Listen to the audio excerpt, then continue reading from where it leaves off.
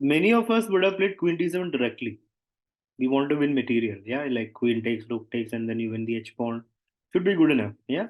But this is what separates the top player from intermediate level or club players. They don't go for the kill immediately. They prepare it in a way that the kill becomes even better. Fabi played d4. Gukesh replied knight f6, c4, e6, knight f3, d5, knight c3, bishop b4. Queen a4 check, knight c6, defending the bishop. e3 castles. Queen c2 back, knight e7. Bishop d2, b6, pawn a3, takes. So we're going fast to the opening. Basically, white has got good control of the center with three pawns here. Black is going to prepare c5 and play it. Right now, he's developing his light squared bishop. Bishop a6. This is a slight inaccuracy. The more preferred move, according to the engine, is knight e4. It's very important to put the knight on e4, says the engine, because you want to exchange of this nice bishop. And you will understand why, because his bishop became so strong. So bishop a6, b3. Now there's no exchange of the bishop. Even if you play knight e4, I can go bishop b2. So rook c8, rook d1, and c5. So black got the break in, but after takes, Gukesh was hit with a very nice move by Fabi. Fabiano Caruana played queen b2, and this is a move with the intention of bishop takes knight.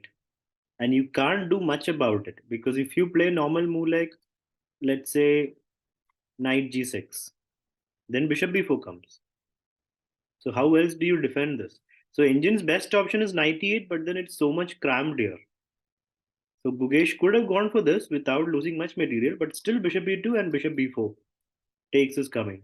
So bishop e2, after knight e8, bishop e2, and then you're threatening takes, and the pawn will win some material.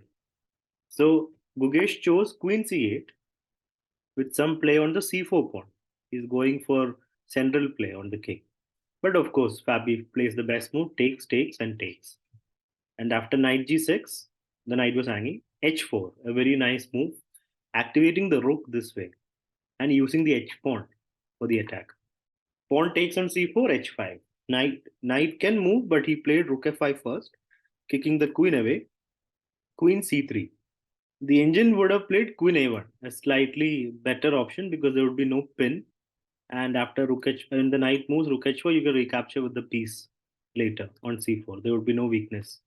That is why queen a1 is slightly better, but it doesn't matter. It's still completely winning.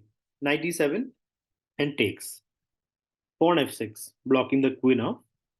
And now bishop e2. Rook c5, putting more pressure on the c pawn, but knight d2 defending everything. Bishop b7 and rook h4. A nice rook lift, giving extra support to the pawn and preparing rook g4. Pawn e5, knight e4. So you cannot allow knight d6, it would be too strong. So you cannot simply move the rook away as well. So which is why here Gugesh decided to take, the rook takes back, queen e6. So this position is somewhat manageable, but the problem for black is that the king is not safe at all and white has the d5. And this knight doesn't have much purpose in life. Queen d2 was played, immediately taking control of the d file, and now rook a5. This was the move that led to the loss, basically, but it was already tough. The only good move here would have been instead of rook a5, he should have first played f5, and rook c7 is also an option, just to stop the invasion on the d file. But yeah, rook a5, defending the a pawn in case of an invasion was not enough. And now just rook g4 check. King went to f7 because on h8 anyway queen d7 would come and king would be stuck.